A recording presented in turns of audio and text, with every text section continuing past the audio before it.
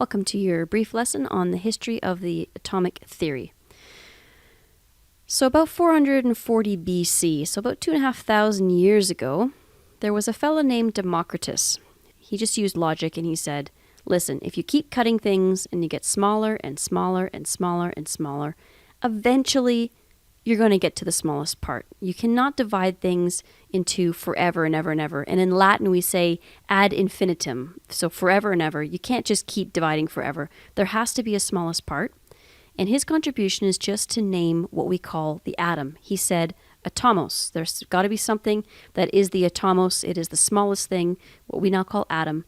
And it means it cannot be divided any further. Now, of course, 2,500 years ago, Democritus didn't even have some kind of a microscope or something. He couldn't see any of the atoms.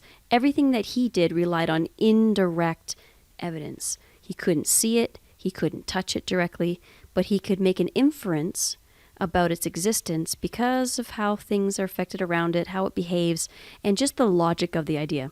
He really didn't have any idea about the actual structure of the atom. In fact, he thought if it was a solid that the atoms must be jagged, which would make them stick into each other, and that's why solids stay stuck together. And then he thought that maybe liquids were very smooth atoms so they could flow over top of each other. At the time, he didn't have the concept of a gas, so solids and liquids were all he kind of knew. He thought then that our sensations, anything that you feel with your eyes or your hands or that you smell with your nose, all that kind of stuff, he thought that anything that you could sense was just a change to your soul, and that was probably caused by little tiny invisible atoms that were emanating or coming out from whatever source they were, and they were hitting us.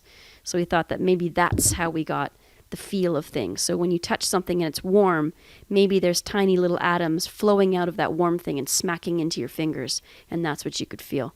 Of course, he wasn't correct, but you have to start somewhere, and that's where Democritus started 2,500 years ago. Fast forward a whole lot of time into the early 1800s, and you get this little dapper fellow right here named John Dalton. So Johnny Boy came up with some very important things that we still talk about now. He experimented with a bunch of gases, which is what was very common back in the days, to experiment with gases. And he proposed his atomic theory, and I really want you to memorize these. First of all, he said, all elements are made up of atoms. Now, back in the 1800s, they didn't have as many elements as we have discovered now. They had far fewer elements, but they still began to understand that elements were made of one type of atom, that atoms of the same element have identical properties. So in other words, every hydrogen atom is identical to every other hydrogen atom. They behave the same both chemically and physically. And that atoms of different elements have different properties. And that all of these atoms, whether they're from one element or another, every single one of them, he believed, are indivisible, so you can't break them apart, and indestructible. So again, you can't break them apart. Now, of course, when we started experimenting in the early 1900s, so 100 years after John Dalton, we realized that you can actually split the atom, and you can split them into its three major parts, which would be the neutron can be split, the protons can be moved around, and electrons, of course, can be transferred as well. But John didn't know that. So we would still say and agree with our friend Democritus up here that they are the smallest parts and they cannot be divided unless you have some pretty massive amount of energy to blow those different atoms apart. Okay, so please memorize John Dalton's theory. Then we fast forward a little bit, about 100 years, not quite, and we come up against good old J.J. Thomson. So what's so special about J.J. Thomson's model?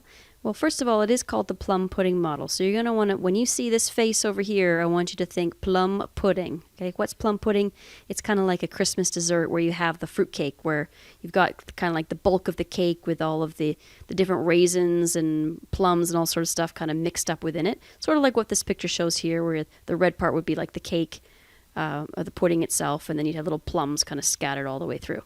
Basically, what JJ found through his experiments with gases is he realized that the electron exists, that there is this negative charge that's in there. The thing is, at the time, they knew that atoms overall didn't have a charge. They shouldn't be positive, they shouldn't be negative, they should just be neutral.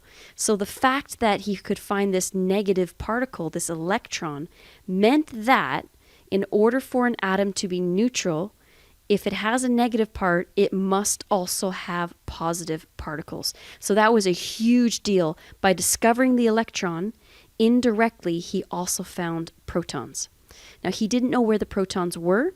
He thought it was scattered like this, where you'd have kind of protons and electrons kind of scattered all the way through the material somehow. He didn't really know. And that's why it's called the plum pudding, because there again, you have all the negative plums kind of out through all the bread pudding positive. Okay, so he wasn't quite sure. He just knew that because there's a negative, there has to be a positive. That, again, that's indirect evidence. It's using logic to try to prove that something exists.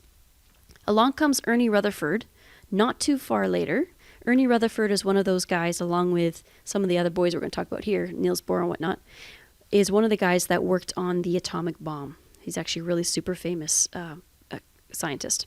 He did an experiment with gold foil, and again, I recommend you go and you watch the little videos that I've attached to our Google Classroom on Rutherford's model, because it actually shows you a demonstration of what it looked like.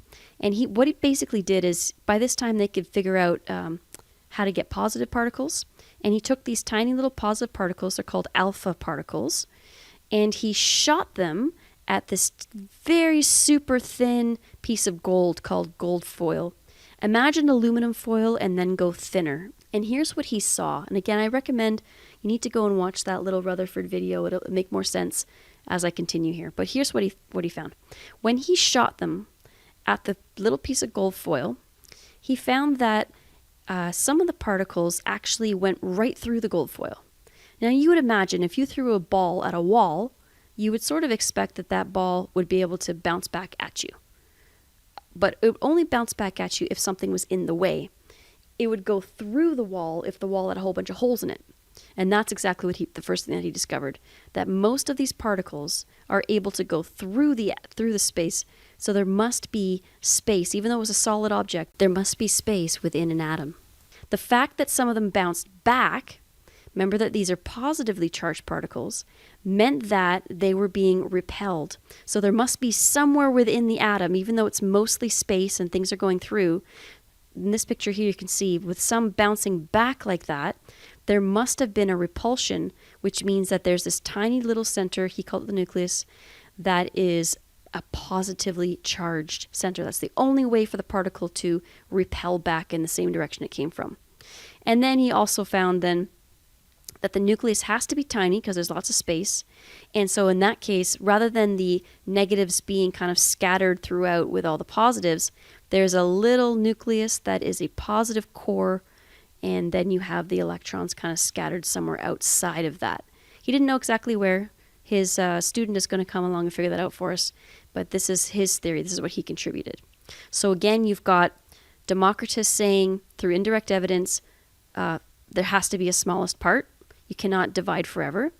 Then we had John Dalton, who said, okay, every element is made up of these tiny indivisible atoms.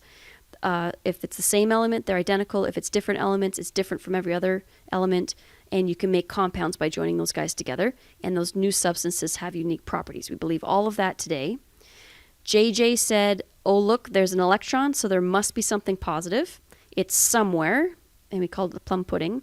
And then Ernie said, I know where that positive thing is. It's in the center. Atoms are mostly empty space, but you have a positive nucleus, and the electrons are somewhere scattered outside that nucleus. Okay. Now keep in mind, there is a third major particle that we have to account for. So we found an electron, we found the place for the protons, and now we have to discover the neutron. Now, James Chadwick in 1932, he's actually Rutherford's student. A lot of these guys all worked together in the same laboratories.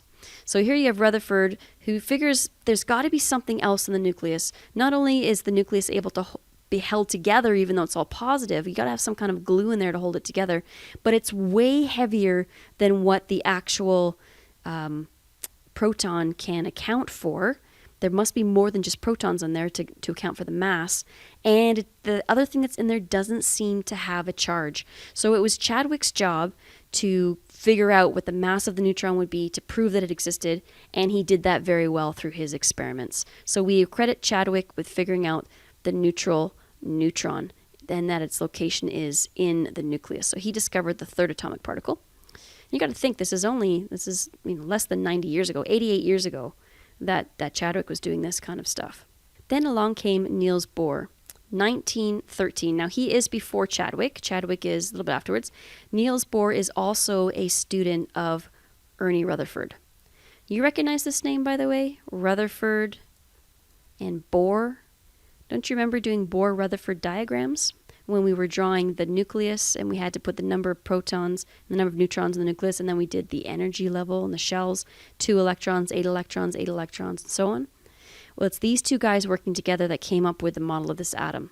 So we have Ernie Rutherford saying it's a positive nucleus with electrons scattered somewhere, and Niels Bohr told us the somewhere. He suggested that maybe the electrons are very similar to what's going on with the planets orbiting our sun, and he said maybe they're in distinct energy levels, certain distances away from the atom, and the more shells that you have, the farther away those electrons are, and the looser the hold. So this is Niels Bohr's diagram that we've been drawing, Bohr and Rutherford together.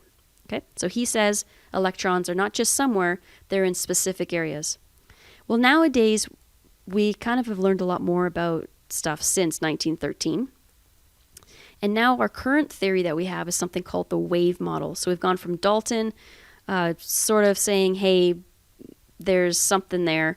Then we got Thomson saying, hey, the something happens to be a negative particle, so there has to be a positive particle. Rutherford saying, hey, the positives are here. This mostly empty space with a bunch of electrons somewhere out here.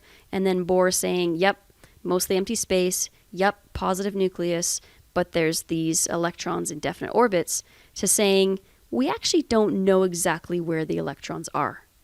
So they don't move in a perfect orbit. They're not exactly somewhere in time. Instead, it's more like they're in an area. They're kind of in a cloud more than in a distinct orbital path. Now, again, we can only make an educated guess about where an electron is. By the time we've calculated exactly where an electron is, it's already moved on us. So there's no way for us to try to figure out exactly where it is because they keep moving. So we can't super find them, but that's the idea. So the other final idea is that the atom is very small. It is positively charged nucleus, like we said. It's surrounded by a very large area with enough negative electrons that are going to make the atom neutral. So in other words, however many positives you have, however many protons, you're going to have the same number of electrons. All right? So that's our current kind of an idea. Rather than orbits, it's just more like a probability. We can guess its location, but by the time we figured out where it is, it's already moved. Please go ahead and answer these questions here before you continue on to the next lesson.